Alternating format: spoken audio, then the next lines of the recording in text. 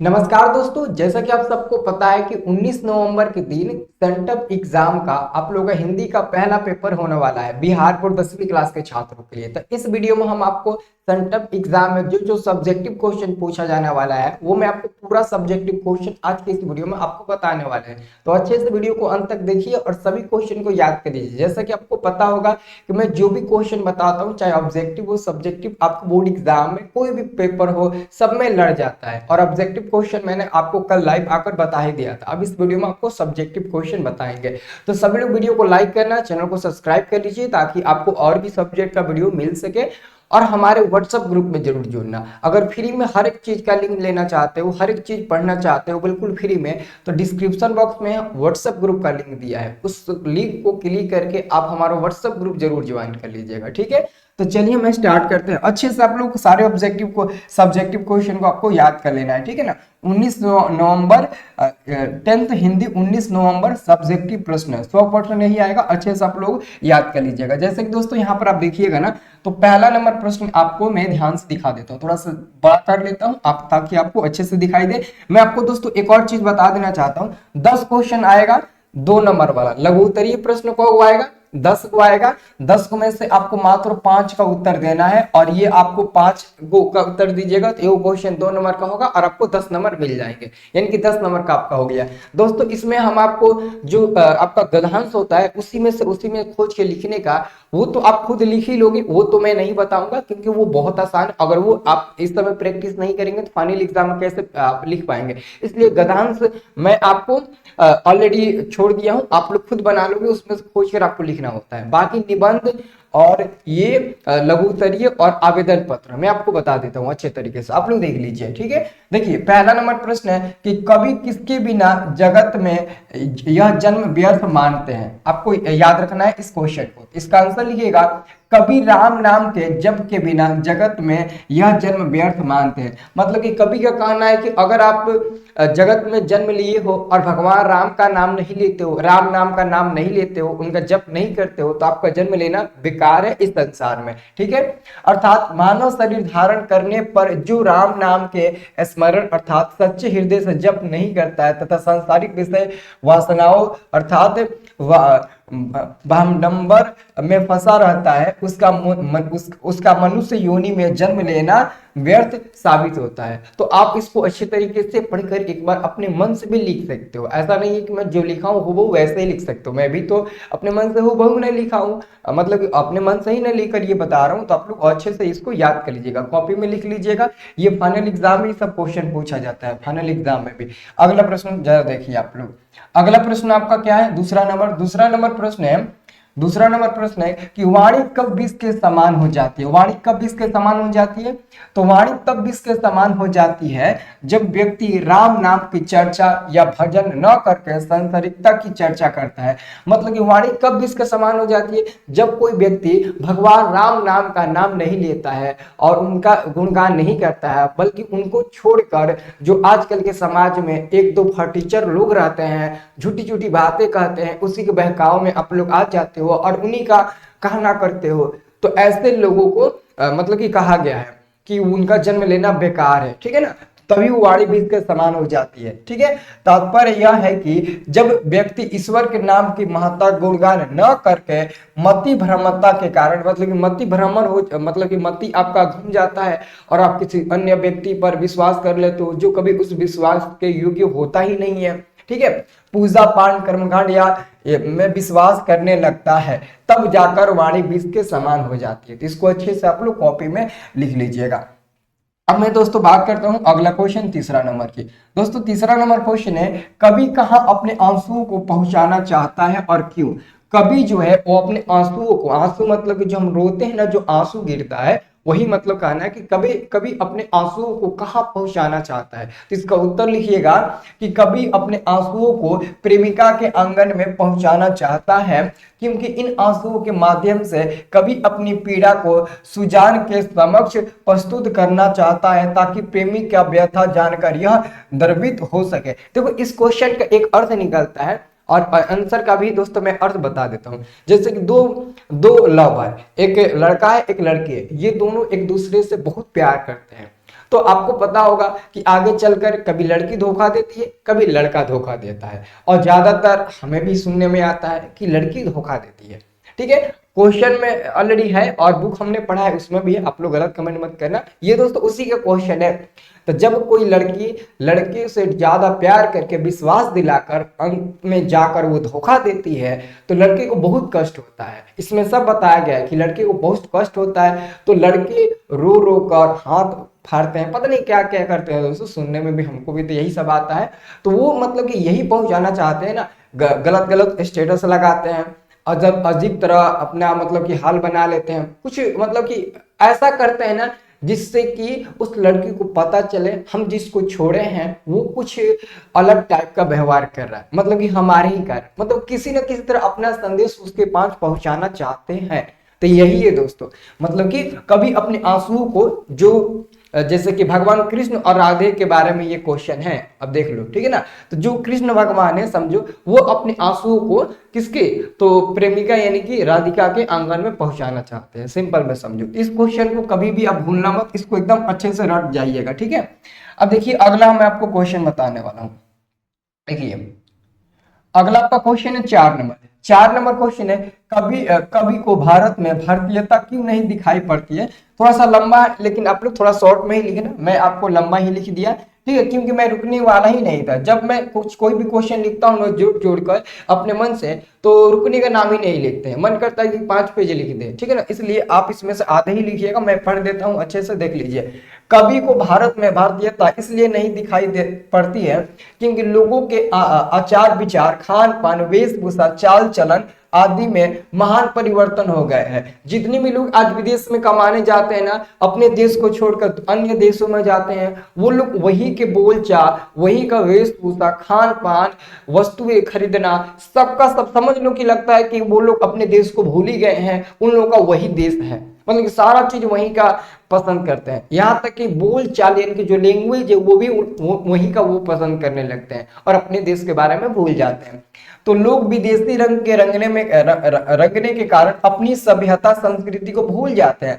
स्वदेशीपन का लोप हो गया है तथा अपने को भारतीय कहने में भी संकोच करने लगे हैं, ठीक है ना। अंग्रेजी बोलना, अंग्रेज जैसा आचरण करना शान की बात मानते हैं, ठीक है ना। तात्पर्य की पराधीनता के कारण भारतीय अपने पूर्वजों के गौरव को भूल गए हैं, जिस कारण उनका स्वाभिमान मर गया है, उसमें भारतीयता के कोई भी लक्षण विद्यमान नहीं है। लोग चाटुकार, स्वार्थी तथा हीना भावना से ग्रस्त हैं, इसलिए कवि को भारत में भारतीयता दिखाई नहीं देते हैं। अब आप ही लोग अपने मन से लिख सकते हैं, अगर आपके घर में कोई विदेशी है, कोई मतलब कि अपने देश को छोड़कर अन्य देश में गया है, तो आप लोग भी अपने चाचा से या पापा जी से, फिर मामा जी से, जो भी विदेश में रहते हैं, उनसे आप कुछ ना कुछ मांगने की ख्वाहिश रखते हैं कि वहां से एक वॉच लेते आना, वहां से मोबाइल लेते आना, वहीं से मतलब कुछ ना, चॉकलेट तो बहुत ज्यादा मांगते हो, तो ऐसे मतलब ख्वाहिश रहती है ना। क्यों आप इंडिया में नहीं खरीद सकते हो? बिल्कुल हम लोग खरीद सकते हैं, उससे सस्ता हमें इंडिया में मिलेगा। आपको पता नहीं है, आधे चीज इंडिया से ही विदेश में पार्सल होकर जाती है और वहां से महंगे में आती है। कई कई तो ऐसे चीज होते हैं ना जो कि इंडिया का मतलब मटेरियल रहता है और विदेश वाले अपने देश का मोहर लगा देते हैं और बन जाता है वहां का, ऐसा दोस्तों होता है, ठीक है। चलिए अब हम आपको अगला क्वेश्चन बताने वाले हैं 5वां नंबर। देखिए 5वां नंबर क्वेश्चन, 5वां नंबर दोस्तों क्वेश्चन है, खोखा किन मामलों में अपवाद था। तो सेन साहब की 5 पुत्रियां थी, सेन साहब का एक पुत्र भी था जिसका नाम खोखा था। खोखा का जन्म तब हुआ जब उसके माता पिता बुढ़ापे के अंतिम पड़ाव पर पहुंच चुके थे, इसलिए खोखा जीवन के नियमों के साथ साथ घर के नियमों में भी अपवाद था। देखिए जो सेन साहब थे उनकी 5 लड़कियां थी, मतलब कि सेन साहब का एक लड़की हुई थी, तो सेन साहब सोचे कि अब एक लड़का पैदा करे, तो दूसरा बार भी लड़की हुआ, तीसरा बार लड़की, चौथा, मतलब कि बार बार प्रयास कर रहे थे कि एक मेरा पुत्र का जन्म हो जाए हमारे यहाँ, लेकिन नहीं हो रहा था। 5 पुत्रिया का जन्म हुआ। तो उन्होंने उम्मीद छोड़ दिया था, उम्मीद हटा दिया था कि अब लगता नहीं है कि हमारा कोई भी एक पुत्र पैदा होगा। तो उन्होंने क्या किया, इसका उम्मीद ही छोड़ दिया था। तो लगभग वो दोनों पति पत्नी बुढ़ापे के अंतिम पड़ाव पर पहुंच चुके थे। जैसा नहीं होता है कि किसी को मतलब कि पता किसी को यकीन ही नहीं होगा कि ये लोग बूढ़े हो गए हैं, अब इनका कोई भी संतान होगा नहीं ना होगा, ऐसे अब हम लोग सोचते हैं और हम लोग देखते हैं। तो काफी ज्यादा उम्र होने के बाद ना खोखा का जन्म होता है, उनका एक पुत्र का जन्म होता है। इसलिए दोस्तों वो मतलब ना अपने नियमों के साथ साथ ना घर के नियमों में भी अपवाद था। मतलब खोखा अपने जीवन के नियमों के साथ साथ अपवादी था, वो घर के नियमों में भी अपवाद बन गया था। अगला क्वेश्चन आप ध्यान से देखिए। अगला क्वेश्चन 6 नंबर क्वेश्चन है, कवि किन अत्याचारियों का और क्यों जिक्र करता है? कवि किन अत्याचारियों का जिक्र करता है और आखिर में क्यों करता है? कवि किन अत्याचारियों को जिक्र करता है और क्यों करता है, ये आपको अच्छे से याद रखना है। तो मैं आपको बता देना चाहता हूं कि कवि उन अत्याचारियों का जिक्र किया है जो सुविधा भोगी आराम पसंद जीवन जीने के लिए सुख भोग के सारे साधनों का संग्रह करने के बावजूद अपनी शोषण प्रवृत्ति का त्याग करना नहीं चाहते हैं। कवि ने इन अत्याचारियों के माध्यम से देश के नेता अधिकारी पदाधिकारी आदि की और संकेत किया है कि ये भोली भाली जनता की सजनता का नाजायज लाभ उठाते हैं। ये किसी भी प्रकार से धनार्जन करके एक दूसरे से आगे निकलने के लिए व्यग्र रहते हैं। जनता अपनी जान देकर आर्थिक विकास में संलग्न रहती है और उच्च पद पर बैठे सत्ताधिकारी गरीबों का हक मारकर मौज मनाते, मतलब कि मौज मनाते, मतलब कि पार्टी करते हैं। ठीक है ना। तो आपका इस क्वेश्चन का आंसर का मेरा मतलब ये हुआ कि जो आजकल के ज्यादातर नेता है ना, वो हम जैसे गरीबों का खून चूस कर, मतलब कि धोखाधड़ी करके वोट इकट्ठा करते हैं और जीत जाने के बाद हम लोग को अपने लात के पैर पर रखते हैं। ऐसा मतलब कि समझो, ठीक है ना। मतलब कि हम जैसे भोले भाले जनता को आजकल नेता बहुत ज्यादा बर्बाद कर रहे हैं। ठीक है, तो इन्हीं अत्याचारियों के बारे में कवि ने जिक्र किया है। अब हम आपको अगला क्वेश्चन बताने वाले हैं। अगला क्वेश्चन ध्यान से देखिएगा दोस्तों। अगला क्वेश्चन बताने से पहले मैं आप सबको बता देना चाहता हूं, आप सबको बहुत ही अच्छे से पता होगा कि सर जो भी क्वेश्चन बताते हैं, चाहे वो ऑब्जेक्टिव हो सब्जेक्टिव हो, कोई भी सब्जेक्ट का हो, आपके फाइनल हर पेपर में लड़ जाता है, कोई भी एग्जाम हो लड़ जाता है। तो मैं आपको बताना चाहता हूं कि अगर कोई विद्यार्थी अभी तक 2025 की तैयारी बेहतरीन ढंग से नहीं किए हैं, उनको लगता है कि पता नहीं कैसा नंबर आएगा कैसा नंबर नहीं आएगा, तो आपको टेंशन बिल्कुल नहीं लेना है, आपको टेंशन बिल्कुल नहीं लेना है। मैं आपको एक अच्छा सा प्लान बता रहा हूं। देखिए मैं हर साल दोस्तों ये काम करता हूं, हर साल मैं ये काम करता हूं। देखो अगर 2025 में आपका मैट्रिक का एग्जाम है और आपकी तैयारी मतलब कि समझो कि एकदम पूरा जीरो है और 0% आपकी तैयारी है, आपकी तैयारी बेहतरीन ढंग से नहीं हो पाई है और आपके अंदर टेंशन हो चुका है कि क्या याद करे, क्या सब्जेक्टिव पढ़े, कौन सा ऑब्जेक्टिव याद करे ताकि बोर्ड एग्जाम में फंस जाए।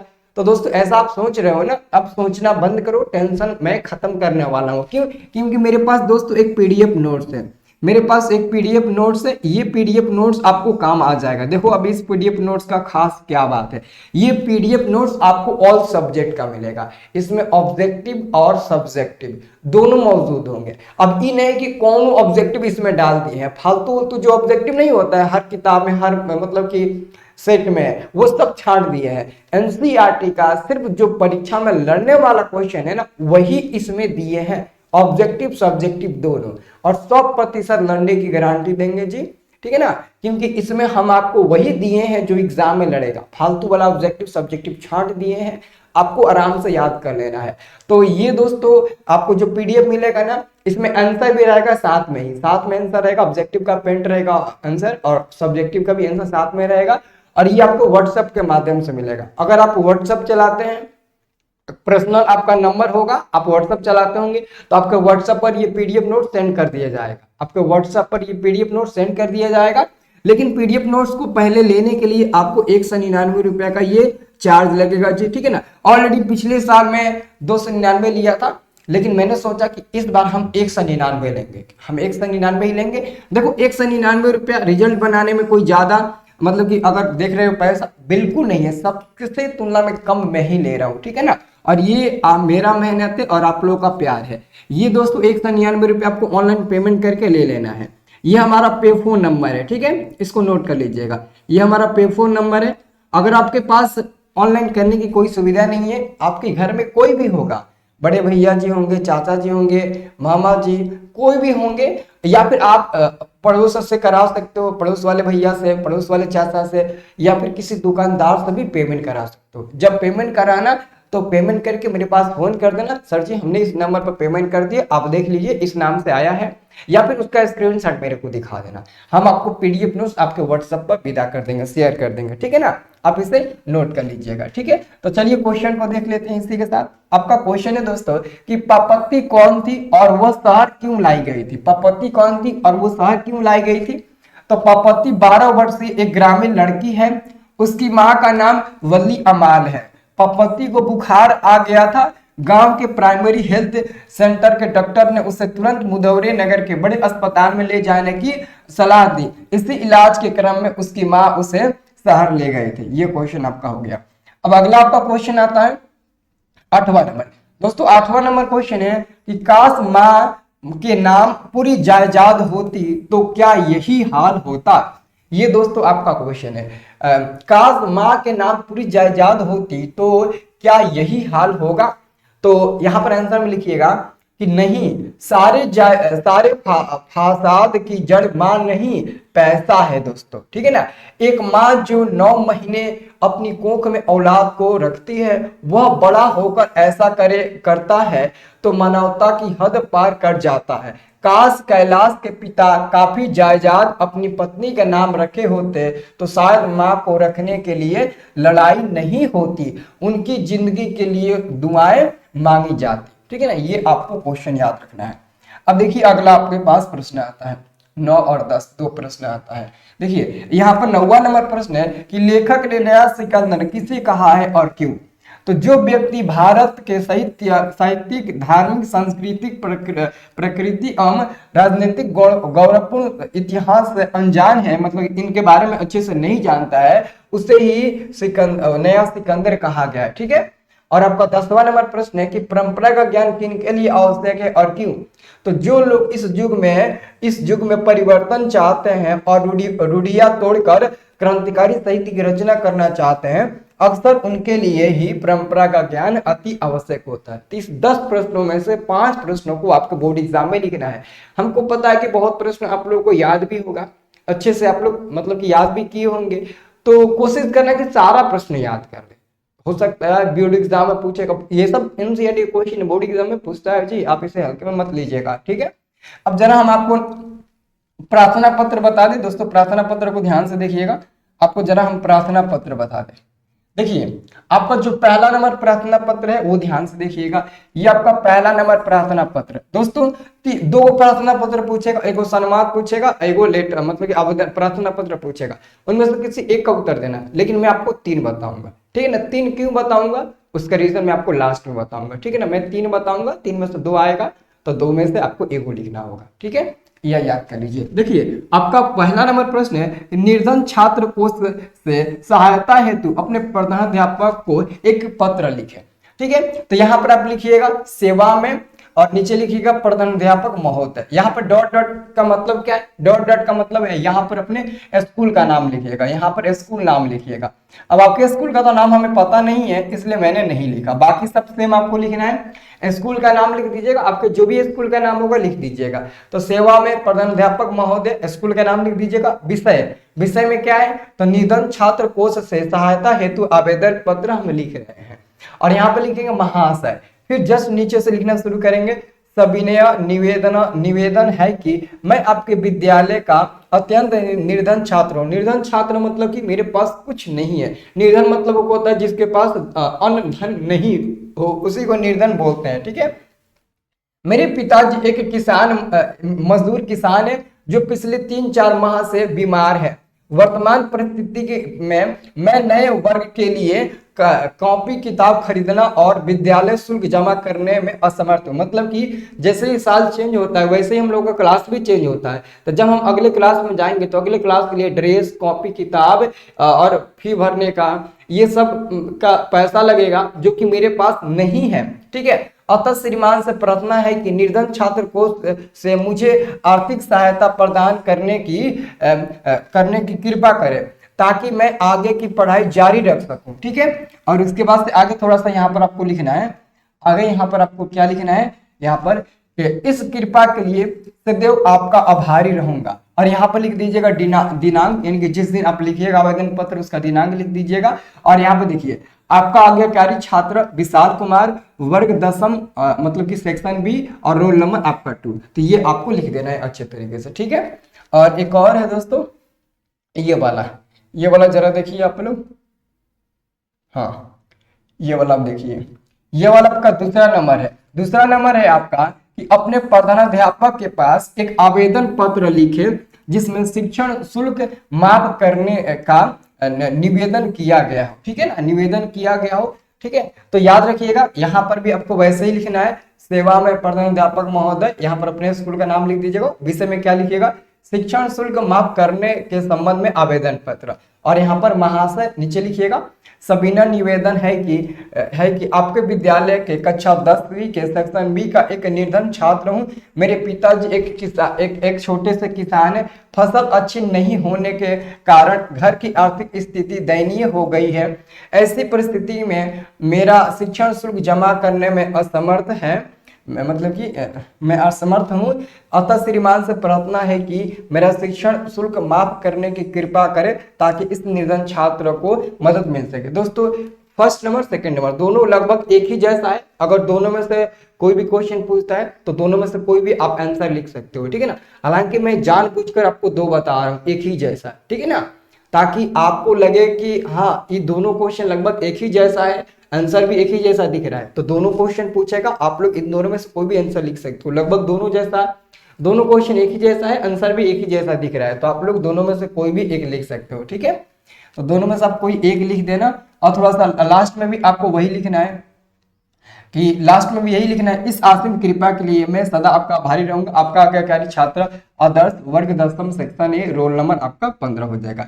अब देखिए ये क्वेश्चन पूछेगा, ये वाला आपको याद रखना है, ये आपका अंतिम है और इसको आपको अच्छे से याद रखना है। ठीक है, ये दोस्तों आपका क्वेश्चन है तीसरा नंबर, इंटरनेट की उपयोगिता के बारे में दो छात्रों के बीच संवाद लिखें। ये 100% बोर्ड एग्जाम में भी पूछेगा, सेंट्रल एग्जाम में भी पूछेगा और आपके जो मंथली एग्जाम आते हैं ना उसमें भी पूछता है। ये हमेशा दोस्तों क्वेश्चन पूछेगा, इसलिए इसे अच्छे से याद कर लीजिए। ठीक है, तो देखिए दो लड़का है, एक राजीव है एक नयन है। तो आप अपने दोस्त का नाम लिखिएगा, एक आप अपना नाम लिखिएगा, एक अपने दोस्त का नाम लिखिएगा। मानते हैं आपका नाम है राहुल और आपके दोस्त का नाम है शुभम, तो राहुल और शुभम लिखिएगा। और राहुल और शुभम एक दूसरे से बात जैसे करते हो वैसे यहाँ पर आपको लिख देना है। तो एक है राजीव और दूसरा है नयन। तो राजीव कहता है सुप्रभात मित्र नयन को, पढ़ाई कैसी चल रही है? तो नयन का कहता है सुप्रभात मित्र, अभी भी मेरी पढ़ाई इंटरनेट के माध्यम से ऑनलाइन ही चल रही है।